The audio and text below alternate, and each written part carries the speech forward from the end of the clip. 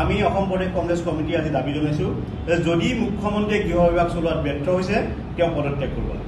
1 number কথা, কাৰণ প্ৰায়সমূহ থানাত যিসমূহ থানা অচল হৈ আছে সেই অচল থানাসমূহ তেওঁ সুচল কৰিব পৰা অৱস্থাত তেওঁ নাই, কাৰণ বিগত বহুদিন ধৰি 2023 চনৰ এছপিৰ সন্মিলনত গ্ৰহণ কৰা সিদ্ধান্তটো তেওঁ আজিলৈকে কাৰ্যকৰী কৰিব নোৱাৰিলে। এই ক্ষেত্ৰত মুখ্যমন্ত্ৰীয়ে যদি তেওঁ সৎ সাহস আছে তেওঁ তেতিয়াহ'লে ইয়াৰ এটা স্পষ্টীকৰণ দিব বুলি আমি আশা কৰিছোঁ। অকল থানাসমূহেই নহয়, অসম কাৰাগাৰ আৰু আৰক্ষী থানাৰ যি বাজেট সেই বাজেট 2024-25 চনত বাজেট আছিলে 1,43,606 কোটি টকাৰ বাজেট আছিল। এই বাজেটৰ 51% অৰ্থাৎ 73,223 কোটি টকা এতিয়া অব্যৱহৃত হৈ আছে। মই আকৌ ৰিপিট কৰিছোঁ যে অসম কাৰাগাৰ আৰু আৰক্ষী থানাৰ বাজেট 2024-25 বৰ্ষত আছিলে 1,43,606 কোটি টকা। এই বাজেটৰ 51% অৰ্থাৎ 73,238 কোটি টকা এতিয়াও অব্যৱহৃত হৈ আছে। আৰু এই পুঁজিখিনি ক'ৰ পৰা আহিছে? এই বেছিভাগ পুঁজিয়ে কেন্দ্ৰীয় চৰকাৰৰ আৰু ঋণৰ অংশ আৰু কেন্দ্ৰীয় চৰকাৰ, অৰ্থাৎ 97,444 কোটি টকা কেন্দ্ৰীয় চৰকাৰৰ আৰু ঋণৰ। এই ঋণ আৰু কেন্দ্ৰীয় চৰকাৰৰ পৰা অহা পুঁজি 51% যে তেওঁ ব্যৱহাৰ কৰা নাই। এই পুঁজিসমূহ ক'লৈ গৈছে তাৰ প্ৰশ্নৰ উত্তৰো মুখ্যমন্ত্ৰীয়ে দিব বুলি আমি আশা কৰিছোঁ।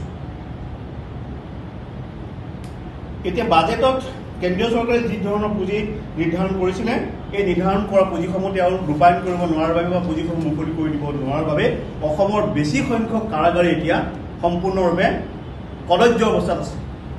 এখন কাৰাগাৰৰ ভিতৰত যিমান কয়দী থাকিব লাগে বা অভিযুক্ত বা অপৰাধী মানুহ থাকিব লাগে তাতকৈও 50 গুণ পৰ্যন্ত বেছি অপৰাধী থাকিব লগা হৈছে। তাৰ কাৰণটো হ'ল যে মুখ্যমন্ত্ৰীয়ে কেন্দ্ৰীয় চৰকাৰৰ পৰা আৰু বিভিন্ন উৎসৰ পৰা ঋণ লৈ যি 1,43,606 কোটি টকা তেওঁ বাজেট নিৰ্ধাৰণ কৰিছিলে 2024-25 বৰ্ষত, সেই বাজেটৰ 51% পুঁজি তেওঁ ব্যৱহাৰ কৰিব পৰা নাইকিয়া।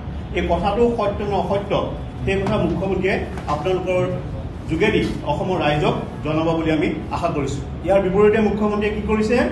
ইয়াৰ বিপৰীতে মুখ্যমন্ত্ৰীয়ে হাজাৰ হাজাৰ কোটি টকা দি পেলাই তেওঁ ফ্লাইঅভাৰ প্ৰস্তুত কৰিছে।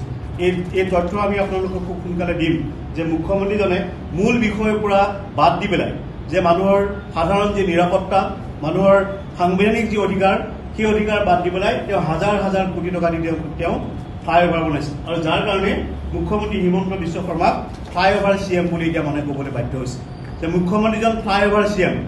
তেওঁ সাধাৰণ মানুহক জীৱন আৰু সম্পত্তি সুৰক্ষা দিয়াৰ ক্ষেত্ৰত ব্যৰ্থ হৈছে।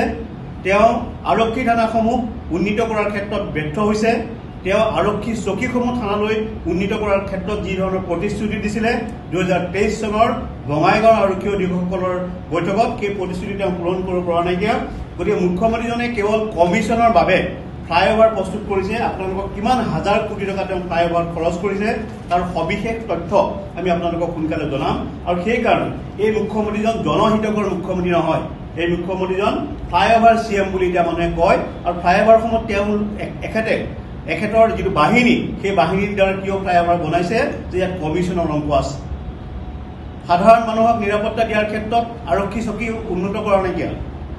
এতিয়া গুৱাহাটী মহানগৰতো এনেকুৱা আৰক্ষী চকী আছে, সেই আৰক্ষী চকীত অলপ 1 ঘণ্টা বৰষুণ হ'লেই আৰক্ষীয়ে চকীৰ ওপৰত উঠি কাম কৰিব লাগে।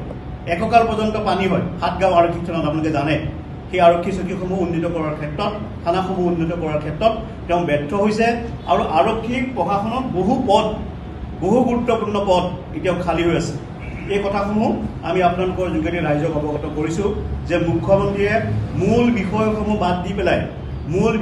বাদ দি পেলাই কেনেকৈ ফ্লাইঅভাৰ নিৰ্মাণৰ বাবে তেওঁ কমিশ্যনৰ অংশত তেওঁ কাম কৰে তাৰ তথ্য আমি আপোনালোকৰ ওচৰত দাখিল কৰিছোঁ।